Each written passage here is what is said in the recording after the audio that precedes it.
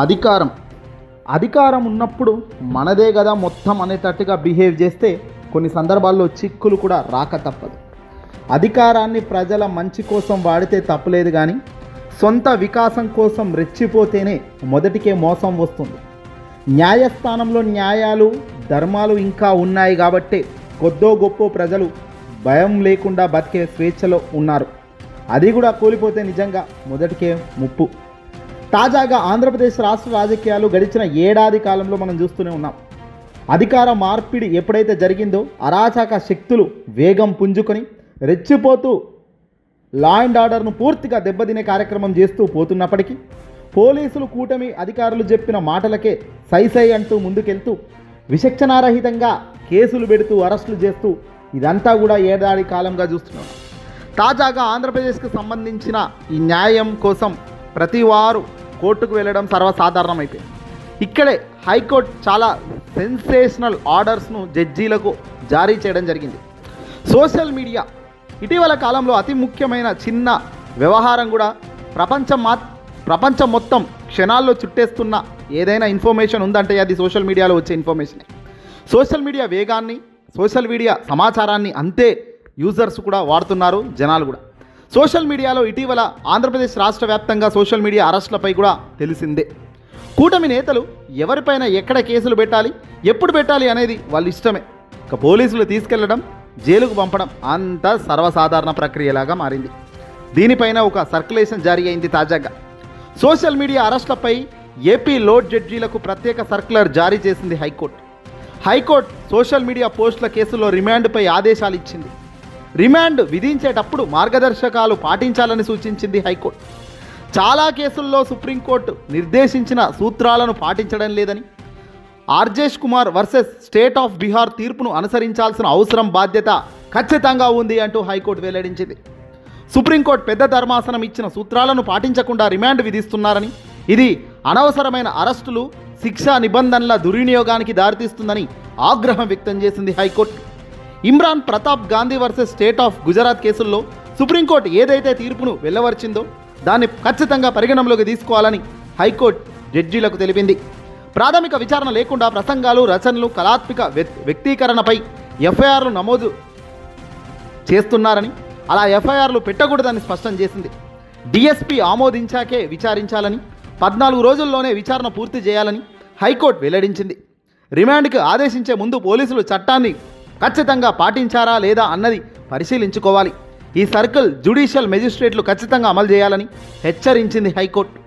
విచ్చలవిడిగా అరెస్టులు చేస్తాం, మనవాడా పక్కనవాడా అనేది చూసుకుంటూ జైలుకు పంపుతామంటే ఇక కుదరదు, మీ పప్పులు ఉడకవు అనేది ఆంధ్రప్రదేశ్ హైకోర్టు తాజాగా ఇచ్చిన సర్క్యులేషన్ బట్టి క్లియర్గా తెలుస్తోంది. సోషల్ మీడియాలో చిన్న పోస్టు పెట్టాడని, ఓ వీడియోకు లైక్ కొట్టాడని, ట్విట్టర్లో ట్వీట్ పెట్టాడని, ఆ ట్వీట్ను షేర్ చేశాడని, కారణం ఏదైనా మనకు ఇలాంటివి చేయడం కరెక్ట్ కాదు, శిక్షా నిబంధనలు దుర్వినియోగానికి దారితీస్తుంది, అనవసరమైన అరెస్టులు ఖచ్చితంగా తప్పే అని కోర్టు తేల్చి పారేసింది. ఖచ్చితంగా ప్రభుత్వం మార్పిడి జరిగినప్పుడు ఇవన్నీ కూడా కనబడుతున్నాయని, నిరంకుశత్వం ఇలాగే కొనసాగితే కరెక్ట్ కాదని, ఇలా ఒక ప్రభుత్వం వచ్చినాక ఇతరులను ఇబ్బంది పెట్టాలి, ఇతర పార్టీ నాయకులను ఇబ్బంది పెట్టాలి, జైలుకు పంపాలన్న ప్రతికూల చర్యలు రాష్ట్రంలో సమాజంలో మంచివి కాదు, ఇవి చీడపురుగు లాంటివి అని కూడా హైకోర్టు చెప్పింది.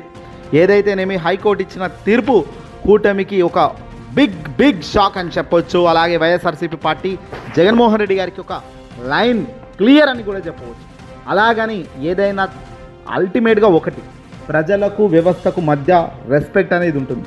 ఒక మనిషి వ్యక్తిత్వం, మనోభావాలను దెబ్బతీయకుండా ముందుకు అడుగులు వేయగలిగితే ఏమో కానీ పూర్తిగా మనిషిని హింసించుకునే పరిస్థితులు వస్తే అది ఖచ్చితంగా తప్పే. తాజాగా సుప్రీంకోర్టు ఏదైతే గతంలో ఇచ్చిన గైడ్ లైన్స్ ఉన్నాయో వాటిని మెజిస్ట్రేట్లు కింది స్థాయి లెవెల్లో జడ్జీలు పాటించాలి. అరెస్టు చేయమన్నారు, ఎవరో చెప్పారు, ఏదో చేస్తున్నామంటే కుదరదు అనేది క్లియర్గా హైకోర్టు చెప్పింది.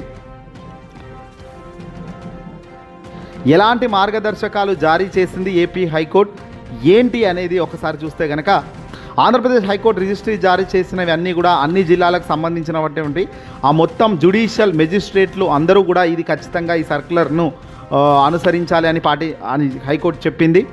చాలా అంశాలు స్పష్టంగా సర్క్యులర్లో పేర్కొన్నారు. ముఖ్యంగా ఈ సర్క్యులర్ని సోషల్ మీడియా పోస్టులపై ఆ జరుగుతున్నటువంటి అరెస్టుల నేపథ్యంలో ఆంధ్రప్రదేశ్ హైకోర్టు ఈ సర్క్యులర్ జారీ చేసినట్టుగా క్లియర్గా తెలుస్తుంది. ముఖ్యంగా ఎవరైతే 7 సంవత్సరాల కన్నా తక్కువ శిక్ష విధించేటువంటి ఏవైతే కేసులు ఉంటాయో అవి సోషల్ మీడియాకి సంబంధించినటువంటి పోస్టుల పైన, ఒకే పోస్టు పైన అనేక రకాల పోలీసుల స్టేషన్లో అనేక కేసులు పెట్టడం, ప్రతి పోలీస్ స్టేషన్లో నమోదైనటువంటి కేసుకు సంబంధించి రిమాండ్ విధిస్తున్నప్పటి ఆ పరిస్థితి, ఆ అంశాలన్నింటి కూడా ఇప్పుడు హైకోర్టు దృష్టికి వచ్చినటువంటి నేపథ్యంలో ఖచ్చితంగా మెజిస్ట్రేట్లు ఆ కొన్ని సుప్రీంకోర్టు ఇచ్చినటువంటి మార్గదర్శకాలను అనుసరించి చేయాల్సిందే అన్న అంశాన్ని స్పష్టం చేస్తారు. రిమాండ్ పంపడము, జైల్లో పెట్టడం నెలల కొద్ది కరెక్ట్ కాదు, అవి అన్యాయపు అరెస్టులే అవుతాయి. Arnesh Kumar versus state of Bihar, అదేవిధంగా ఇమ్రాన్ ప్రతాప్ గాడి వర్సెస్ స్టేట్ ఆఫ్ గుజరాత్ కేసుల్లో ఇచ్చినటువంటి తీర్పులను ఆధారంగా, ఇచ్చినటువంటి సుప్రీంకోర్టు తీర్పు ఆధారంగా మెజిస్ట్రేట్లు అంతా కూడా రిమాండ్లు విధించేటప్పుడు ఆ నిబంధనలు అనుగుణంగా అనుసరించాల్సిన అంశాన్ని చాలా స్పష్టంగా హైకోర్టు వెల్లడించింది.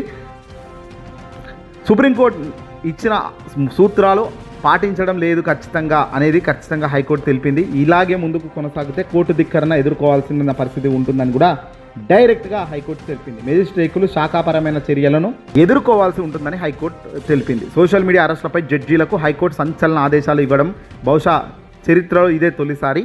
ఏపీలో జడ్జీలకు ప్రత్యేక సర్క్యులర్ జారీ చేసి హైకోర్టు చాలా మొట్టికాయలే వేసింది. నిజానికి ఒక పీక్ సబ్జెక్ట్ ఏదైనా ఒక పీక్ చేరితే పరిస్థితి ఇలాగే ఉంటుంది.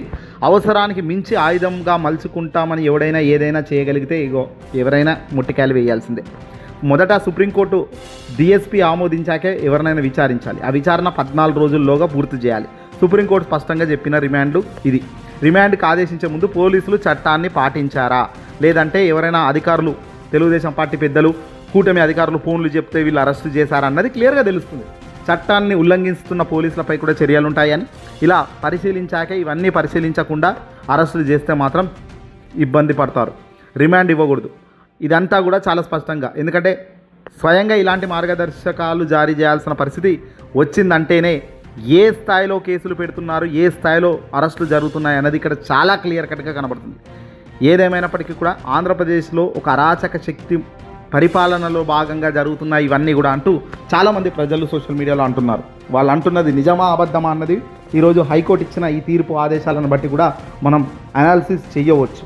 హైకోర్టు ఈ తరహా వ్యాఖ్యలు, ఈ తరహా ఆదేశాలు ఇంత కఠినంగా ఇచ్చిందంటే ఏ స్థాయిలో లోపల జరుగుతున్న అరాచకాలు అనేది ఇక్కడ క్లియర్గా తెలుస్తుంది. ఏదేమైనప్పటికీ కూడా న్యాయం, ధర్మం అనేది ఇంకా ఉంది. వాటి వైపు ప్రజల్లోని నమ్మకం కూడా ఉంది. ఆ నమ్మకాన్ని నిలబెడుతున్నందుకు ఇక్కడ హైకోర్టుకు సల్యూట్ కొట్టాల్సిన అవసరం కూడా ఖచ్చితంగా ఉంది.